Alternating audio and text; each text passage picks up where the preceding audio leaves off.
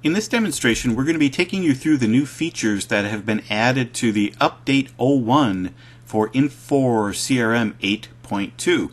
So this is Infor CRM 8.2.01, and it's available for download on the Infor Extreme portal if you want to take advantage of some of these new features along with all of the defects that this update addressed, and there are a lot of them.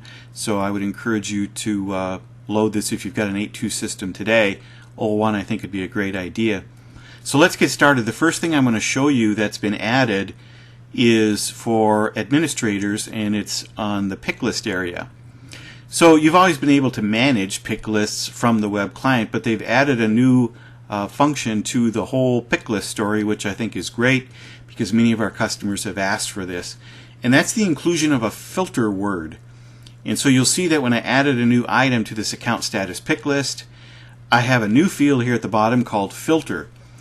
And what you can do is you can add a word in here, or a number, I would think, whatever's meaningful to you. And then your developer can build a business rule around these filters so that he can turn on or off these items in the pick list based on a business rule. Now, an example of that would be if you're using Infor CRM with two different divisions of your company. One division has certain account statuses they use, the other division has different account statuses they use. You can have one pick list that contains all the items for both groups, but then through the business rule you can have it only present based on the filter word. So you could have company 1 versus company 2, and then those users in that group would only see those values that are filtered based on that word. So a great feature they've added here, kind of moves them more towards the multi-tenant structure they're moving towards, to allow you to have a single pick list serve two purposes for two different groups with different items in them. So a nice new addition, I think. Now we're going to talk about area, category, and issue.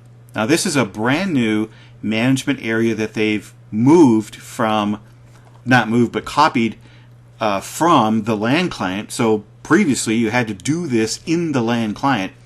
Now you can manage area, category, and issue in the web client. And area, category, and issue is used for tickets and defects. It allows your staff that's adding tickets into the system to classify them so that it can auto-assign to the right resource. So the way it works is if you have accessories or a complaint, let's say a complaint about shipping, obviously should go to the shipping department, so you could say late delivery. So this is a relational pick list. The value you choose on the left in the category drives, in the area drives the categories that are available, and then the categories drive the actual issues.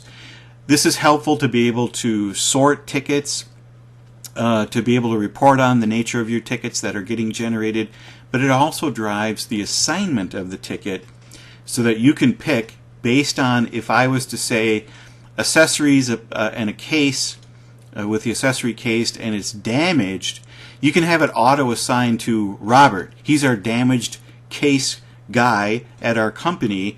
So anytime a ticket is assigned in this way, Robert gets the ticket. So there's this is not new functionality in Infor CRM, but it is new in that you can now manage it directly in the web client, which is great.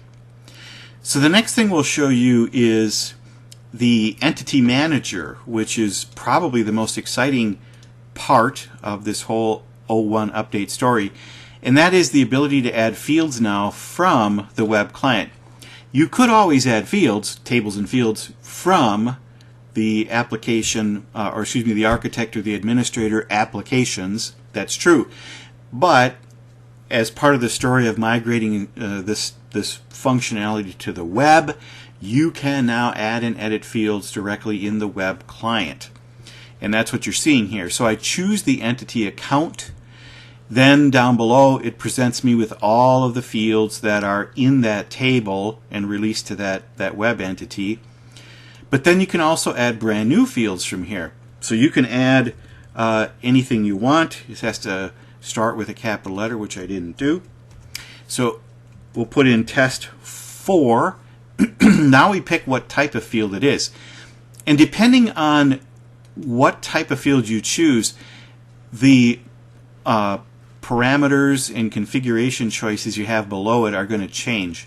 So an email has a certain set of parameters you can choose from.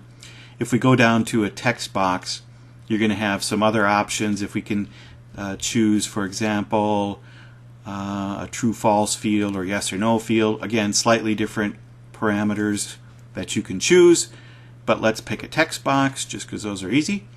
You'll notice a new checkbox in here called Can Bulk Update, and I'm going to explain what that is next.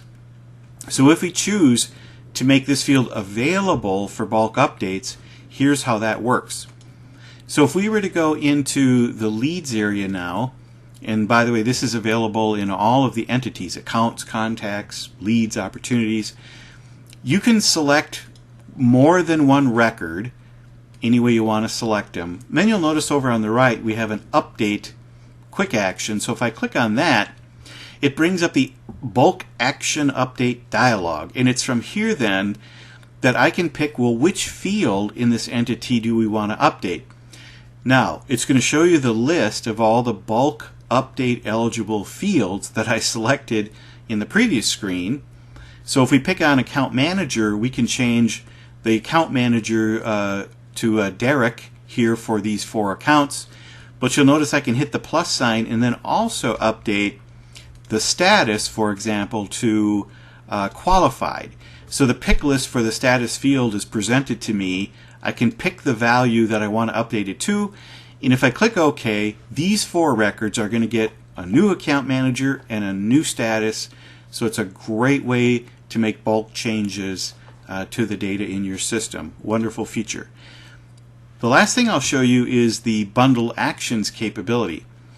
So previously you could not bundle records themselves in the application architect, but you can now. So right from the application architect under bundle actions, we have an insert records capability. So if I drag that over, you can pick the table that has the records in it that you want to bundle up, and then you can choose, is it the whole table or just certain records that you can select and hold down shift to select batches of them, or you can select the records based on a query and even create rules to say, well, what do I do if I encounter a duplicate? What if I'm trying to import a record that already exists? You can skip it, overwrite it with the new one, or prompt you to ask, what do you want to do? I found a duplicate record. So again, this is not new capability, but it is new in that you can now do it in the application architect. So the reason you would use this feature is, let's say you bought a list and you didn't want to import that list into production. Maybe you want to import it into a sandbox system first to make sure the data comes across the way you wanted it to. Once you're satisfied with that, you can go into your sandbox, bundle up these new records, and then release that bundle into production, and they're going to appear in your production system having been tested in the sandbox. So that's a demonstration of the new features that have become available in the Update 01 for Infor CRM 8.2.